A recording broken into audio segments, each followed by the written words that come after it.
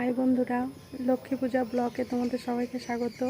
তোমরা সবাই কেমন আছো? আশা করি তোমরা সবাই ভালো আছো। আমিও খুব ভালো আছি। কিছুদিন আমার শরীরটা খারাপ ছিল আর আমি ইউটিউবে ব্লগ করা একদমই ছেড়ে দিয়েছিলাম। কি করব, আবার নতুন করে স্টার্ট করলাম। আর তোমরা আমার ভিডিও দেখো, আর ভালো লাগলে লাইক করো, সাবস্ক্রাইব করো, আর পাশে থেকো। বন্ধুরা চলো, আজকে আমি তোমাদেরকে একটা জিনিস দেখাবো। আমাদের গাছে ড্রাগন ফল হয়েছে, আর ড্রাগন ফলটা না মানে পুরো পিঁপড়েতে একদম কি করেছে তোমাদের দেখাই। চলো, সবে এখন ফুল হয়েছে, দেখো এই যে, দেখো পুরো পিঁপড়ে পুরো খেয়ে ফেলেছে। আজকের ব্লগটা আমি এখানেই শেষ করছি।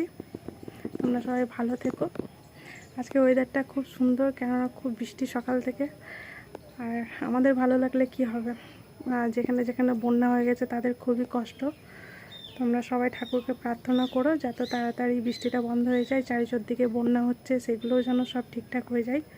সবাই যেন ভালো থাকে। টাটা।